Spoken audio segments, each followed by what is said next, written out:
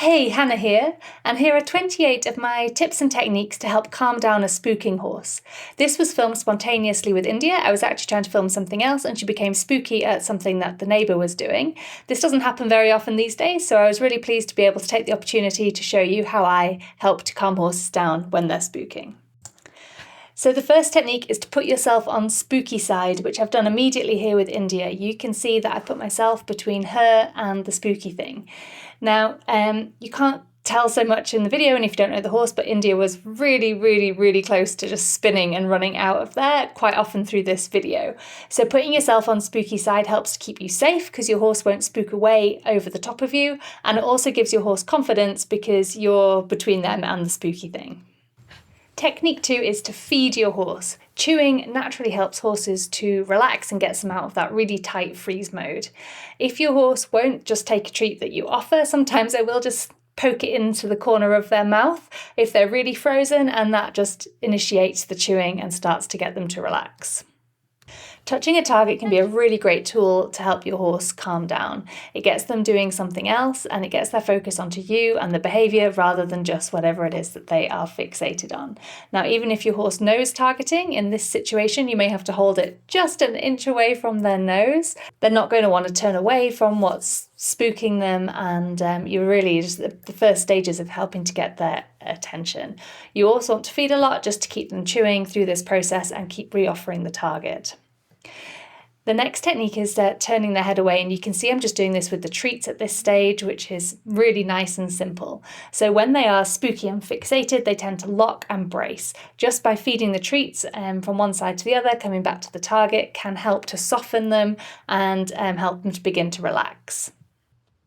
However, it might be that your horse is not so engaged with the target, in which case any other fun behaviour that they know well and that can be used in this situation can really help. I'd look for something stationary at this stage. India loves to smile, and you can see that where she wasn't engaging with the target, she was able to engage with me with the smile, and then I could start to mix it up. Back to the target, back to the head turning, still keeping myself between her and what she's spooking at. So you can use other behaviours that your horse knows to help them soften and focus too.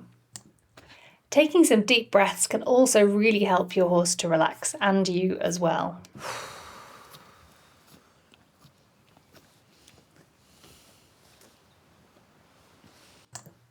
So it didn't make a noticeable difference to India at this stage, but it's something that I use a lot, and a lot of the time they mimic that and take a deep breath too. And they also helps to keep you relaxed, present and calm, which is really important. Okay, everything we've done up to this point has been stationary, but technique number 7 is to begin to add in tiny steps. So this is adding in a little bit of movement. For many horses, especially if they're in that frozen state like India was, asking them to move much or to turn away from the thing that they're spooking at will cause them to be more anxious and more likely to get a bigger reaction. So all I'm doing here is asking for a step forwards and a step back, and also adding in the other behaviours that we've used before, the turning the head, playing with the smile, the target, and keeping myself on the spooky side. But this just begins to soften India, to get her moving a little bit in tiny ways that keeps her under threshold. Okay, so once you have spent some time with your horse working with between your horse and the spooky thing, you can begin to move back towards their shoulder or their side so that they're kind of in front, feel like they're in front of you a little bit. Now, as always, I'm using the challenge sandwich here, so you can see that I just went and did one reward next to her shoulder and then immediately put myself back onto the spooky side in the position where India feels more relaxed. And also starting to mix up the different techniques that we've got in between. So here we go, I'm moving back to her side. So this here, she feels like she's in front, and just using the target to help bend her neck, bring her back to me. And then I put myself, go around the front, back through the spooky side, and can go onto the other side as well. So just starting to play with a little bit of India feeling a bit more exposed to the spooky thing. This is especially really helpful before you ask them to turn or move away from it.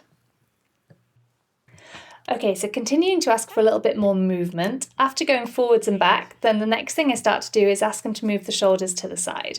This enables me to stay in that kind of safety position where I'm on the spooky side, giving her lots of confidence. But we can begin for her to turn slightly sideways towards the spooky thing, which is generally a little bit more challenging. Technique 10 is the stay and walk around, and you can see as I get to India's tail here, then she does have a little spook, and this is because she's feeling, again, more exposed to the spooky thing. I'm no longer between her and what's worrying her. So this is building on the exercise of going back to her shoulder or her back, and I thought she was ready for me to go all the way behind her, but as you can see here, she's, oh no, it's all too scary. So I just bring her back to the facing what she's worried about, and again I put myself back in that position to give her more confidence and relaxation, where I'm kind of the barrier between her and the spooky thing. So you want to gradually build up this with your horse, especially if they're the kind of horse who gets very worried and wants to keep you between them and whatever scaring them.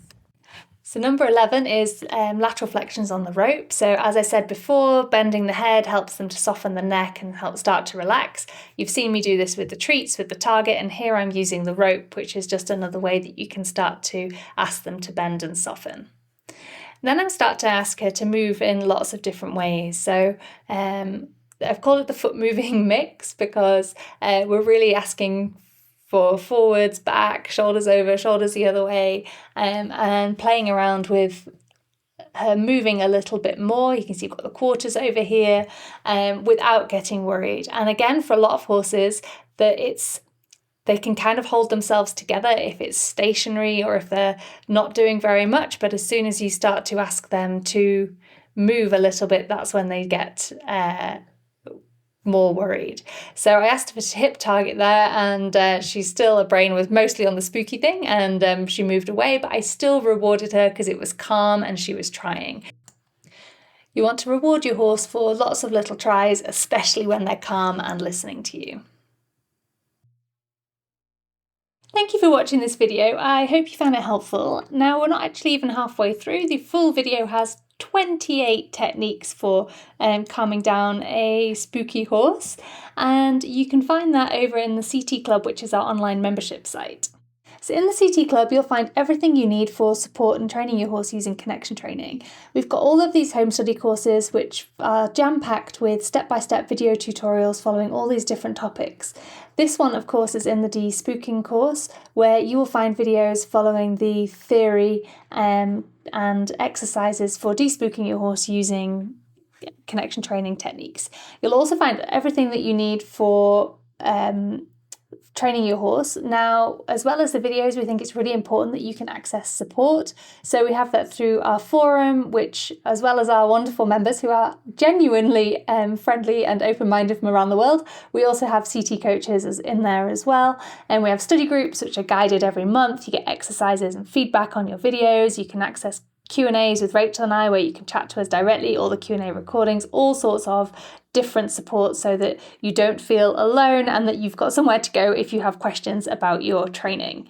If you want to find out about joining, head over to connectiontraining.com. You can find out more about us, and the one button in the middle is all about the CT Club. It's a monthly payment, so you can join for as short or as long as you like. There's no commitment, and it's very affordable, so especially because you get the first month half price, you can give it a go and see if it's for you, and hopefully you'll want to stay with us a long time. We've got, as I say, some really wonderful loyal members who have been with us a long time. It's a great place to be. You can also find out more in our book, so just head over to Amazon, search for Connection Training, and you'll find it. The book covers so much about our training philosophy, principles, and is very practical as well. There's a ton of exercises in there. So I hope that helps. Thank you very much for watching, and happy horse training.